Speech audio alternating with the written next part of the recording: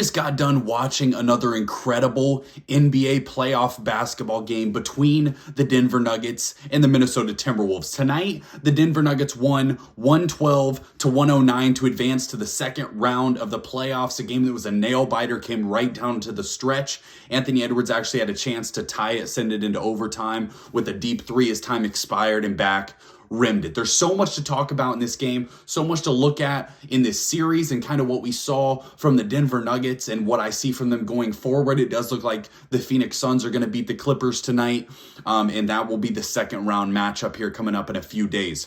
So we're going to talk about this series, what we're expecting in that series, and why I was so impressed by the Denver Nuggets tonight, and why I was so impressed from them in this series. As many of you know, I am very high on the Denver Nuggets. I've watched them all year. I've watched so many games of the Denver Nuggets, and I always leave feeling the same way, that they play basketball the right way. They have what it takes to make the NBA Finals and be the best team in the Western Conference, and they're led by a superstar in Nikola Jokic. It's unbelievable. Jamal Murray, who had his best game in quite a while tonight. Guy was unbelievable. And I've been saying all year that I think he's getting back to his old self. And Michael Porter Jr. struggled tonight. But the thing that I kept pointing out, and the thing that I'll continue pointing out, is that Michael Porter Jr., his mindset is that he trusts the process and the work that he puts in, that he will continue to keep shooting on a night where he is terrible. He had 2 points going into the fourth quarter. When they needed 2 threes, though, he went up there, he shot them confidently, and hit 2 massive threes in the fourth quarter. Where there's so much to look at and so much to discuss about this game. But all the haters of the Denver Nuggets, all those people that don't actually watch Denver Nuggets games, they're going to be wildly surprised when they go into round 2 and do what they've been doing all year and what we know that they're capable of doing. Before we get into the game tonight, take a second to subscribe to the channel. We're up over 1,200 subscribers. We're grinding like crazy as the playoffs are on. There's so much basketball to talk. I'm actually a little depressed tonight because I'm actually a Boston Celtics fan. And as many of you know, Trae Young put a dagger in my heart tonight. So had to recover by watching the Nuggets play. That always makes me feel a little better about myself. So that's what I did. So let's talk about first some of the concerns that people had about the Denver Nuggets, and let's debunk them. The Denver Nuggets were said to be a bad defensive team. That's what everyone was telling me. They're not very good defensively. They don't play defense. You can't win a title. They don't play defense. Nikola Jokic is not good enough defensively. Well, in this series, through the first 4 games, they had a 109 defensive rating. And you might say, what does that mean exactly? That would be the best in the entire NBA in the regular season. They were playing against a Minnesota Timberwolves that's actually a pretty good basketball team. They didn't have Karl Anthony Towns all year, so their record didn't really reflect that they were great. But they're a very good basketball team led by Anthony Edwards, who's a stud. Guy's a machine, 30 points a game, like unbelievable to watch. Anthony Edwards, amazing. The Timberwolves are a very good basketball team.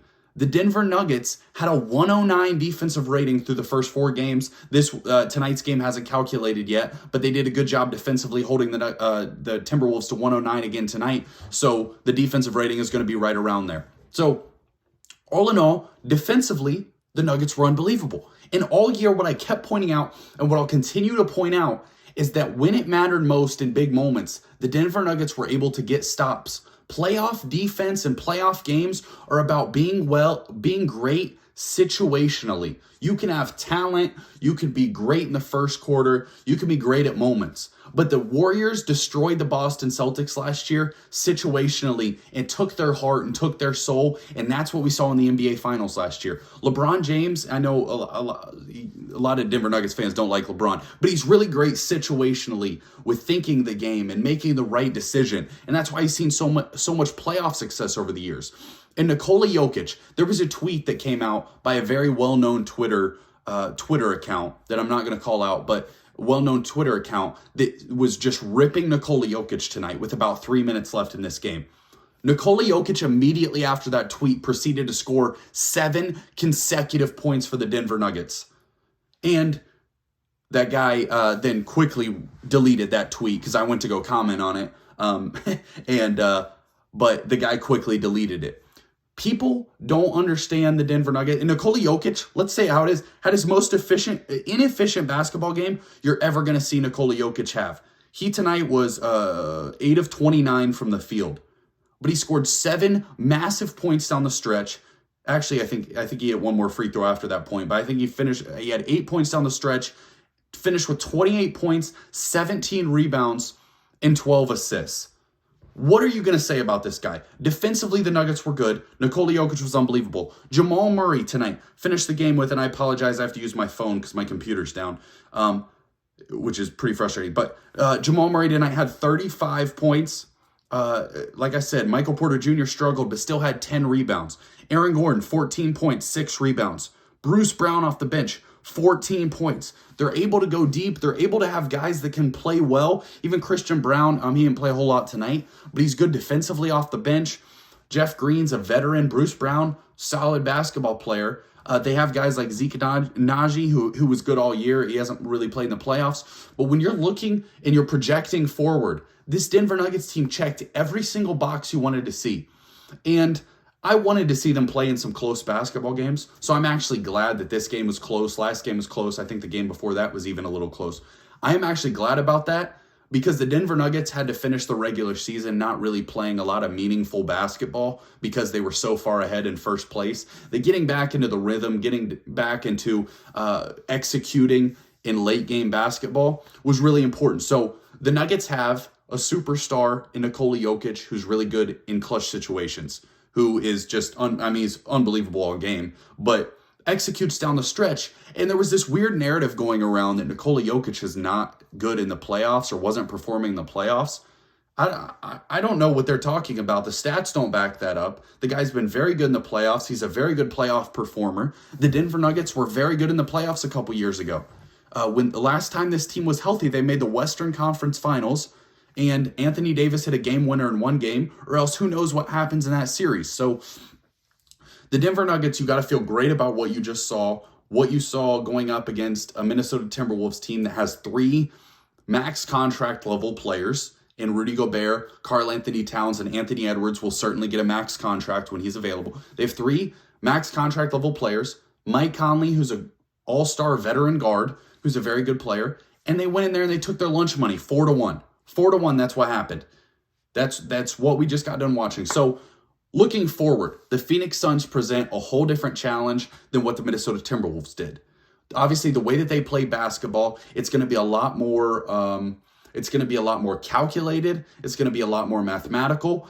You're going to see a ton in the mid-range, but you're also going to see a ton of pick and roll. What they're going to try to do is run the Spain pick and roll that the Phoenix Suns love so much. Chris Paul's dribbling the basketball. They have one guy set a screen.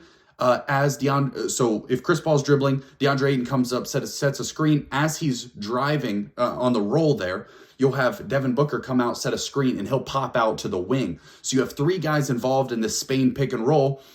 And it'll be something that the Denver Nuggets will have to adjust to, but they have a couple days to figure it out, talk about the game plan, heading into Phoenix, a team that right now I think looks very, very shaky. Yes, they're going to win this series 4-1 as well. Kawhi Leonard got hurt. Paul George was out, but all of those games were close. The reason that I have my hesitations about the Phoenix Suns is their depth is so shaky. They have maybe 5 guys that are trustable basketball players. I don't know if Cam Payne's coming back or not.